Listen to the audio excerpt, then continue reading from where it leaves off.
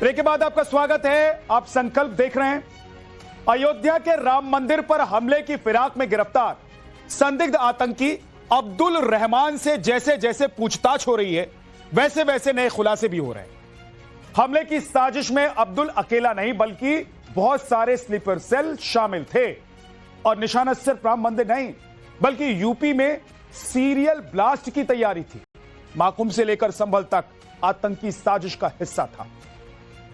कल से लेकर आज तक क्या क्या बड़े खुलासे, एटीएस की टीम इस मॉड्यूल को कहां तक दबोच पाई है, यह आपको दिखाते हैं।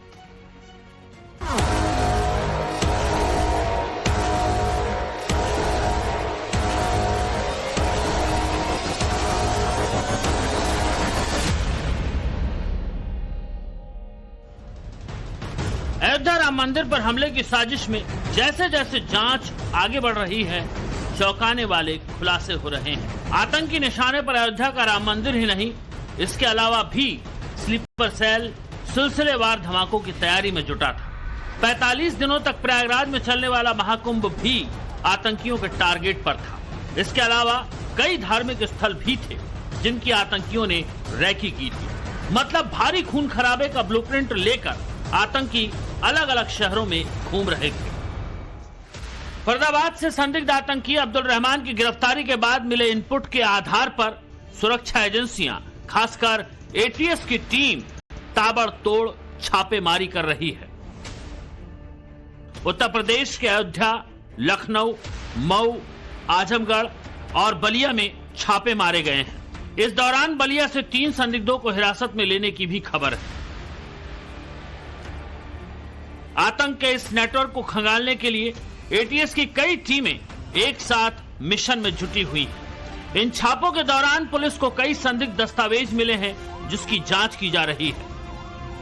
गिरफ्तारी से एक बड़ी साजिश का तो पर्दाफाश हुआ है, लेकिन असली चुनौती अब है। अब्दुल रहमान के नेटवर्क में कितने लोग शामिल हैं, उनका पता लगाना जांच एजेंसियों के सामने बहुत मुश्किलों भरा है। और इसी को ध्यान में रखते हुए यूपी एटीएस की टीम यूपी के अलग अलग जिलों में छापेमारी कर रही है। आजमगढ़, मऊ, बलिया में कल धरपकड़ की गई थी। कुछ लोगों को हिरासत में लिया गया, जिसमें से कुछ लोगों को छोड़ दिया गया। लखनऊ के मोहनलालगंज में भी यूपी एटीएस की टीम पहुंची थी। सुरक्षा एजेंसियों को छापेमारी के दौरान एक पेन ड्राइव में हमले का ब्लूप्रिंट मिला, जिसमें राम मंदिर और प्रशासनिक कार्यालय के अलावा उत्तर प्रदेश के कई धार्मिक स्थानों की जानकारी थी। सुरक्षा एजेंसियां सबसे पहले तो उस हैंडलर को खोज रही हैं जिसने अब्दुल को हैंड ग्रेनेड दिए। चुनौती बड़ी है, लेकिन आतंक के इस मॉड्यूल की तह तक जाना बेहद जरूरी है। इसके अलावा अब्दुल के साथ मरकज में जाने वाले वो तमाम बंदे निशाने पर हैं, क्योंकि खुलासे में अब्दुल के नेटवर्क में कुछ और युवकों के शामिल होने की जानकारी मिली है। कोशिश की जा रही है कि अब्दुल रहमान के साथ विशाखापट्टनम कौन कौन लोग थे और क्या उनको भी रेडिकलाइज किया गया था, उनको भी कोई जिम्मा सौंपा गया था, वो भी किसी टास्क का हिस्सा थे, क्या धर्म स्थलों की रेकी करने का काम उन्हें सौंपा गया था और अलग अलग लोगों को अलग अलग जिम्मेदारी दी गई थी। क्योंकि अकेले उत्तर प्रदेश में कई धर्म स्थल हैं जहां पर बड़ी संख्या में लोगों की भीड़ उमड़ती है, जिसमें राम मंदिर है अयोध्या में, जिसका काम अब्दुल रहमान को सौंपा गया था और उसी के लिए वो हैंड ग्रेनेड लेने हरियाणा गया था। इसके अलावा विंध्याचल दरबार है जहां पर बड़ी संख्या में श्रद्धालु आते हैं। प्रयागराज महाकुंभ का आयोजन, क्या वो भी इन आतंकियों के टारगेट पर था? क्या वो भी निशाना बनाया जाना था? मथुरा, श्री कृष्ण जन्मभूमि, संभल जहां पर तनाव पैदा हुआ। तो ऐसे बहुत सारे सवाल जांच एजेंसियों के सामने हैं और एक एक करके अब्दुल रहमान के उस नेटवर्क तक पहुंचने की कोशिश में यूपी एटीएस सहित बाकी जांच एजेंसियां जुटी हुई हैं। कहां से आया था आतंकी प्लान? किसके इशारों पर होने वाला था खून खराबा? कौन था मास्टरमाइंड? आतंक के इस प्लान में पाकिस्तान की क्या भूमिका थी? पाकिस्तान के वो महिला एजेंट जिसके इशारों पर आतंक का स्लीपर नेटवर्क एक्टिव हो गया, कौन है? वो मौलाना जिसने अब्दुल रहमान को जिहादी बनाया, वो कहां है? अब्दुल रहमान जैसे और कितने आतंकी ग्रेनेड लेकर घूम रहे हैं? इन तमाम सवालों के जवाब अभी आना बाकी है। आपको हम मिल्कीपुर में अब्दुल के उस कमरे में लेकर जाने वाले हैं जहां से वो घर वालों से छिपकर रेडिकलाइज हो रहा था।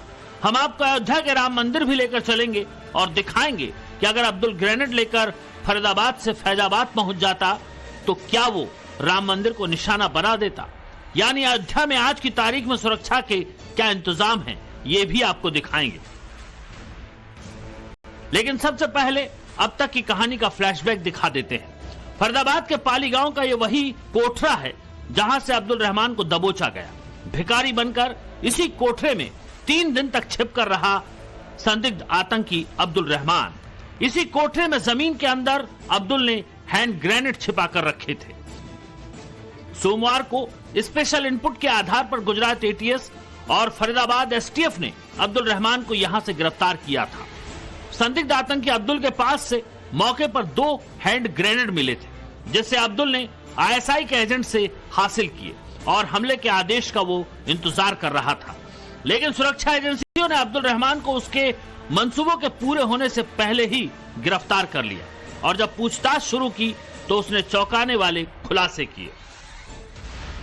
अब्दुल रहमान ने बताया कि वो 10 महीने पहले आईएसआई के Islamic State Khorasan province module से जुड़ा था। आतंकियों ने उसे ऑनलाइन ट्रेनिंग दी थी और वो दहशत फैलाने का पाठ वीडियो कॉलिंग के जरिए सीखता था। वो मिल्कीपुर में अपनी दुकान पर बैठकर ही आतंक की ट्रेनिंग ले रहा था। पूछताछ में पता चला कि ट्रेनिंग के दौरान अब्दुल रहमान को कई टास्क भी दिए गए थे। आईएसकेपी का ये मॉड्यूल सिर्फ अब्दुल तक सीमित नहीं था, बल्कि इस मॉड्यूल के स्लीपर सेल कई शहरों में मौजूद हैं। अब्दुल के मोबाइल से कई व्हाट्सएप ग्रुप की जानकारी मिली है, जिनमें पाकिस्तानी नंबर भी है। अब्दुल की चैट कोडिंग में थी, जिसे डिकोड करने के लिए एक्सपर्ट की मदद ली जा रही है। अब्दुल रहमान का लखनऊ आना जाना रहा है। ऐसे में एटीएस उन लोगों तक पहुंचने की कोशिश कर रही है जो लखनऊ में अब्दुल की मदद किया करते थे। यानी यूपी एटीएस अब्दुल रहमान के पूरे नेटवर्क को खंगालने में शिद्दत से जुट गई है।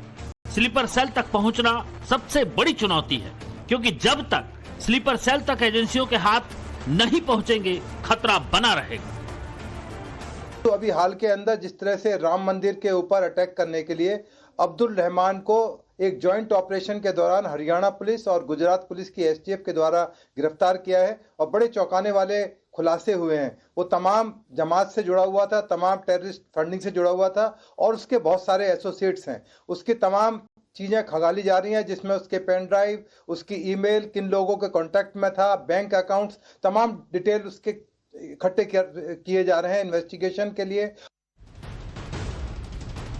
अब्दुल रहमान को एसटीएफ की 10 दिनों की रिमांड में भेजा गया है। अयोध्या में राम मंदिर पर हमले की साजिश में एक पाकिस्तानी महिला एजेंट के शामिल होने की बात भी सामने आई है। लखनऊ से एटीएस के 6 सदस्यों की टीम इस समय बलिया में है। बलिया के बोडिया गांव के रहने वाले एक शख्स का मोबाइल भी जब्त किया गया है, जिसमें पाकिस्तानी महिला एजेंट से कनेक्शन सामने आए हैं।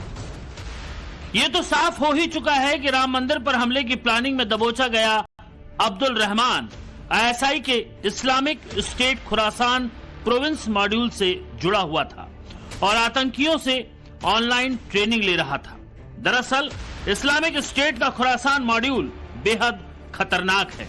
ये वही आतंकी समूह है जिसने उत्तरी सीरिया और इराक में बड़े इलाकों पर कब्जा कर लिया था।